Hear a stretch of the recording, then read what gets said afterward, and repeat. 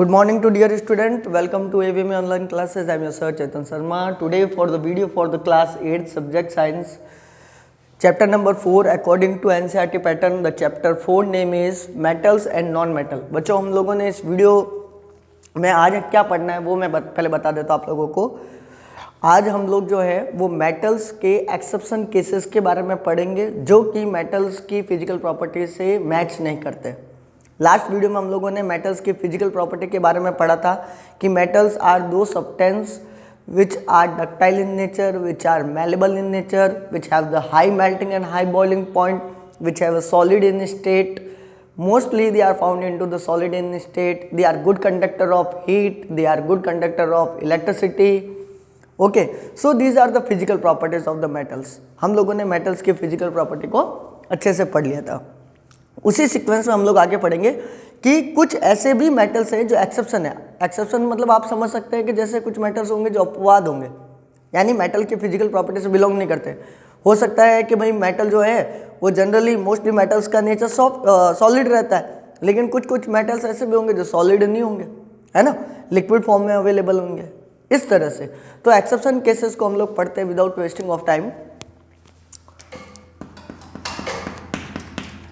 Exception cases of metals, metals के exception cases को पढ़ते हैं। तो बेटा सबसे पहले ध्यान से सुनना। Generally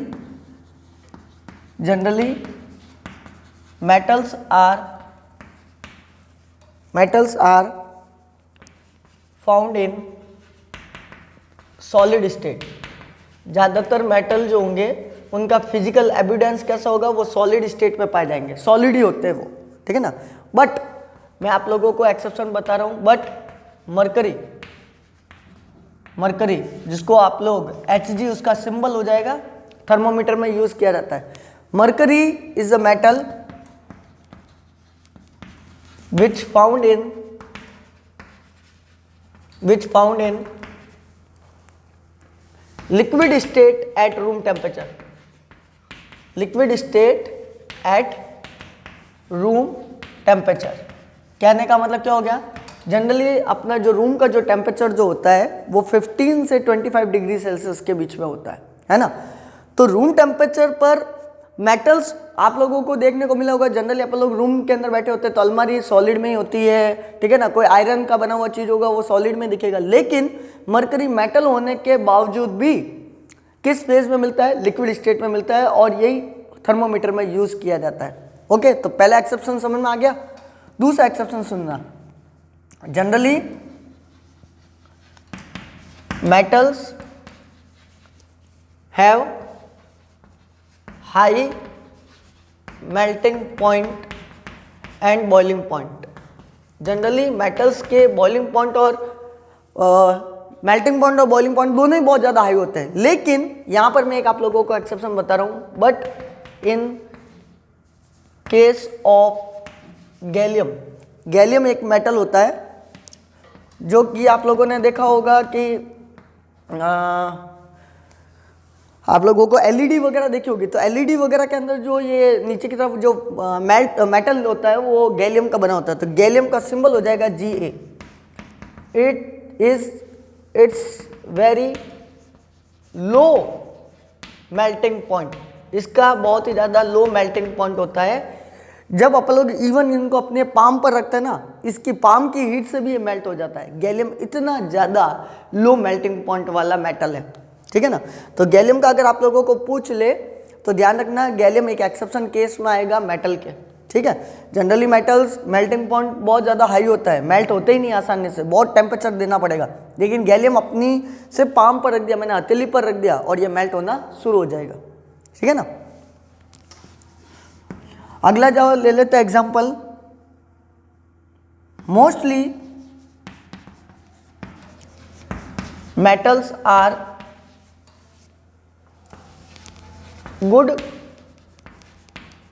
conductor of electricity.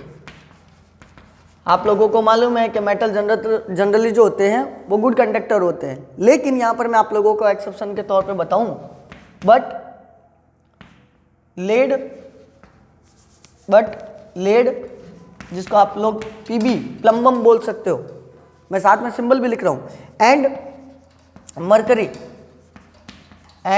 Mercury यानी कि हाइड्रोगम Hg is poor conductor of electricity. ये कैसे कंडक्टर हो गए?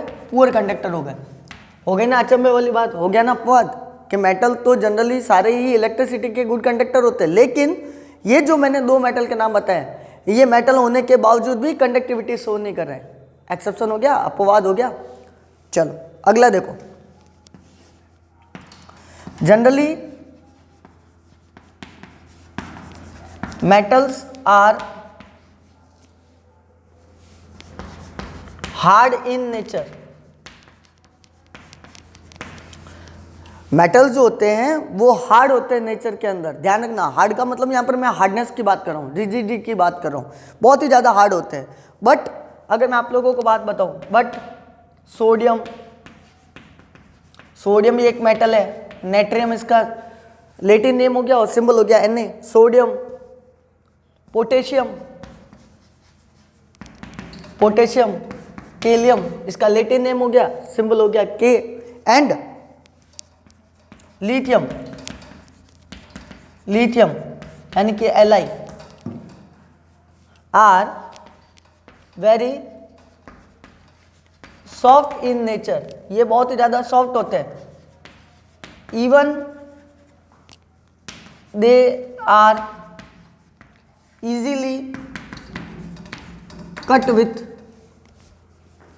With knife. एक पीस ऑफ ब्रेड कैसे होता है, आप लोग ब्रेड की कैसे स्लाइस को कट करते हैं नाइफ से, केक को वगैरह को देखा होगा आप लोगों ने, नाइफ से कट किया जाता है। तो सोडियम पोटेशियम ऐसे मेटल्स हैं जिसको आप लोग नाइफ से भी कट कर सकते हो, इतने सॉफ्ट होते हैं नेचर में। तो आई होप बच्चों आप लोगों को एक्सेप्शन केसेस समझ में आ रहे होंगे। मैं आप लोगों को एक बार जल्दी से या तो इसका स्क्रीनशॉट ले लो, मैं साइड में हट जाता हूँ, या इसको वीडियो को पॉज करो और नोट करो, मैं आप लोगों को एक एक्सेप्शन और भी बताता हूँ। ठीक है, चलो एक और एक्सेप्शन की बात कर देते हैं।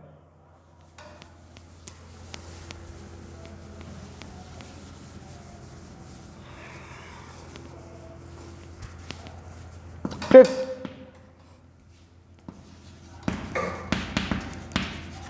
Osmium and lithium have very low in density। लो बच्चों, ये भी एक आप लोगों को अचंभे वाली बात हो गई है, ठीक है ना। ऑस्मियम और लिथियम ध्यान से सुनना। ऑस्मियम का तो चलो फिर भी मैं मान सकता हूँ कि डेंसिटी हाई होगी, लेकिन लिथियम की डेंसिटी बहुत ही ज़्यादा क्या होती है, लो होती है। ऑस्मियम के कंपेयर करें तो लिथियम की डेंसिटी बहुत ज़्यादा लो होती है, लेकिन ये भी मेटल है और ये भी मेटल है। कितना फर्क आ गया, हो गया ना एक्सेप्शन। तो ये सारे एक्सेप्शन केसेस हो गए। एक बार जल्दी से इसको नोट आउट कीजिए बच्चों, फटाफट से फास्ट, फिर हम लोग आगे की तरफ बढ़ते हैं।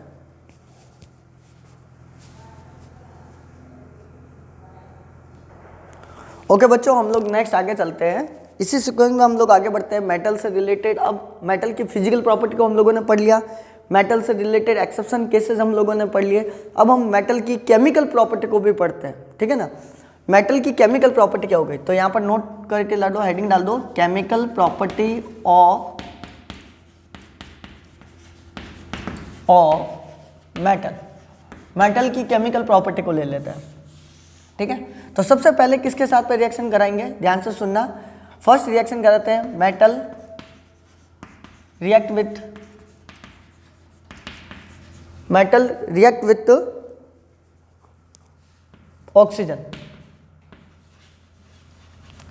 जब मेटल ऑक्सीजन के साथ रिएक्ट करेगा तो क्या बनाएगा, तो ध्यान से सुनना। वो क्या प्रोडक्ट बनाता है, वो बनाता है मेटेलिक ऑक्साइड।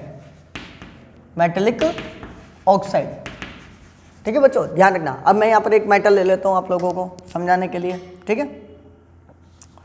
4K सॉलिड में ले रहा हूँ मैं, ये मैं फिजिकल स्टेट भी उसकी लिख रहा हूँ, सॉलिड और O2 इन गैस फॉर्म। क्या रिएक्शन होगा देखो, 2K2O बैलेंस कर दीजिए, 4 आने चाहिए पोटेशियम के, तो के 2 2 जा 4, 4 इसके आ रहे हैं, ऑक्सीजन के 2 आ रहे हैं, ऑक्सीजन के 2 आ रहा है, बराबर आ रहा है। तो ये मेटेलिक ऑक्साइड बना लिया। पोटेशियम ने रिएक्शन किया किसके साथ में, ऑक्सीजन के साथ में, क्या बना दिया, पोटेशियम ऑक्साइड। मैं नीचे रिएक्शन आप लोगों को नेम भी लिख देता हूँ। तो पोटेशियम ने किसके साथ रिएक्ट किया, potassium react with oxygen, oxygen के साथ रिएक्ट किया, क्या बना दिया बेटा, क्या बना दिया, पोटेशियम ऑक्साइड बना लिया। ठीक है, जो कि वर्गसली बर्न हो जाता है। ध्यान रखना, ये बहुत ही ज्यादा तेज क्या हो जाएगा, वर्गसली बर्न हो जाता है। ठीक है ना। तो ये आप लोगों को पहली प्रॉपर्टी समझ में आ गई। आप लोगों को जब भी मेटल ऑक्सीजन के साथ रिएक्ट करेगा क्या बनेगा, मेटेलिक ऑक्साइड बनेगा। ध्यान रखना, ये जो मेटेलिक ऑक्साइड बना है ये नेचर के अंदर बेसिक होता है बच्चों। कैसा होता है, बेसिक इन नेचर। नेचर के अंदर ये कैसा होगा, बेसिक होगा। ठीक है बच्चों, ये ध्यान रखना। सेकंड, मेटल की रिएक्शन करवाते हैं किसके साथ में, metal react with acid, metal की एसिड के साथ में रिएक्शन करवाते हैं। तो देखो मेटल की रिएक्शन करवाएंगे किसके साथ में, एसिड के साथ में। तो यहाँ पर मैं मेटल ले लेता हूँ Zn प्लस H2SO4, ये ले लिया सॉलिड, ये ले लिया मैंने एक्वस फॉर्म में, या डाइल्यूट ले लेते हैं, डाइल्यूट एक्वस H2SO4। तो यहाँ पर क्या बन जाएगा, देखो Zn, ध्यान से सुनना बेटा, Zn H2SO4 है ना, तो ये Zn जो होगा वो रिएक्ट कर जाएगा किसके साथ में, SO4 के साथ में, और H2 जो होगी वो अलग हो जाएगी। तो Zn SO4 प्लस H2 ये गैस फॉर्म में अलग हो गई।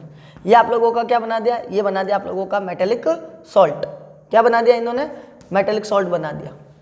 ठीक है, तो जब कभी भी मेटल रिएक्ट होता है एसिड के साथ में क्या बनाता है, आप लोगों को मालूम चल गया, metallic salt plus hydrogen gas. ठीक है बच्चों, ये ध्यान रखना। तो आप लोगों को ये चीज मालूम हो गई। ऐसा कैसे आप लोग K2 लेकर H2SO4 ले सकते हो। ठीक है ना, तो K2SO4 प्लस H2 बन जाएगी। तीसरी देखते हैं, थर्ड केमिकल प्रॉपर्टी। अगर मेटल जो है, ध्यान से सुनना, मेटल जो है वो किसके साथ रिएक्ट हो रहा हो, वाटर के साथ में। मेटल को किसके साथ में रिएक्ट करवा दिया, वाटर के साथ में। If metal react with water, या आप लोग वाटर की जगह पर आप लोग स्टीम भी ले सकते हो, भाप, है ना, कई बार स्टीम भी लेकर कर सकते हैं। तो क्या बनाएगा, तो देखिएगा, जब वो मेटल जो है वो रिएक्ट करेगा किसके साथ में, वाटर के साथ में, तो वो अगेन मेटेलिक हाइड्रोक्साइड बना देगा, प्लस H2 रिलीज करेगा, यानी कि हाइड्रोजन गैस क्या कर देगा, रिलीज कर देगा। कैसे रिलीज करेगा, इधर देखो, ध्यान से सुनना, यह हाइड्रोजन गैस रिलीज हो जाएगी। मैं रिएक्शन करके बताता हूँ आप लोगों को। जैसे मैंने यहाँ पर ले लिया कैल्शियम, सॉलिड में ले लिया, प्लस मैंने रिएक्शन किसके साथ में कराई, वाटर के साथ में, तो 2H2O, ये मैंने क्या ले लिया, वाटर ले लिया। कोल्ड वाटर लूँगा मैं, ध्यान रखना, क्योंकि ये ठंडे पानी से, कैल्शियम यानी कि कैल्शियम की रिएक्शन हमेशा ठंडे पानी से करवानी है, कोल्ड वाटर के साथ में। तो मैंने कोल्ड वाटर के साथ में रिएक्शन कराया, क्या बनेगा बेटा, मेटेलिक हाइड्रोक्साइड बनेगा। तो CaOH2 यानी CaOH2 बन जाएगा, प्लस अब देखो 2 हाइड्रोजन के आगे 2 ऑक्सीजन के आगे, 2 हाइड्रोजन के और 2 ऑक्सीजन के पीछे क्या बचेगा, 2 हाइड्रोजन का बचेगा, यानी कि H2 गैस बच गई। ये गैस फॉर्म में हो गया, ये एक्वस फॉर्म में हो गया। तो ये रिएक्शन हो गई।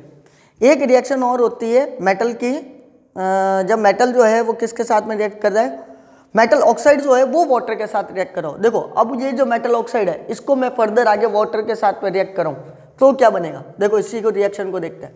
एक चौथी रिएक्शन है वो भी लिख देते हैं, metal oxide react with water. जब मेटल ऑक्साइड वाटर के साथ रिएक्ट करेगा तो क्या बनाएगा, तो देखो मेटल ऑक्साइड के तौर पर अपन लोग क्या ले लेते हैं बच्चों, यही ले लेते हैं 2K2O, ये ले लिया मेटल ऑक्साइड, प्लस क्या ले लिया, वाटर ले लिया, क्या बना देगा, KOH पोटेशियम हाइड्रोक्साइड बना देगा, प्लस 4 KOH ले लेते हैं, 4 KOH, 4 KOH में कितने हो गए, 2 और 2 4, चलो ऑक्सीजन कितने हो गए यहाँ पर 2 और ये 2 ले लेते हैं, तो यहाँ पर कितने हो जाएंगे बेटा, 2 इसके हो गए, 2 और 2 4 हो गए, 2 इसके आ गए, प्लस क्या रिलीज कर देगा, बन गई ना ये सही ढंग से, 4, 2 इसके हो गए, 2 इसके हो गए, 2 और बचेंगे, है ना।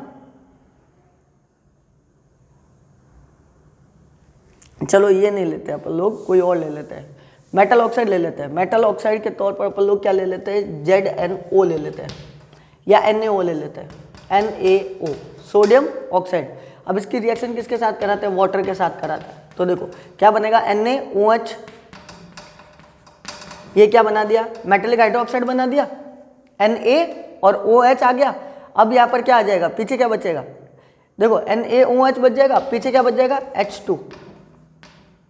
H2 बच जाएगा, ठीक है ना, H2 बच जाएगा, इसको बैलेंस कर देंगे बाद में, ठीक है ना। तो ये आप इस तरह से हो गया, ठीक है बच्चों, बैलेंस कर देना बाद में, ये बैलेंस हो जाएगी। तो ये क्या हो जाएगा, देखो मेटल ऑक्साइड जो है वो रिएक्ट होगा वाटर के साथ में, तो क्या बनाएगा, मेटेलिक हाइड्रोक्साइड बना देगा। ये मेटेलिक हाइड्रोक्साइड जो होगी, ध्यान से सुनना बच्चों, ये मेटेलिक हाइड्रोक्साइड जो होगी वो एल्कलाइन होगी नेचर के अंदर, यानी कि ये जो एल्कलाइन बना है वो क्या करता है,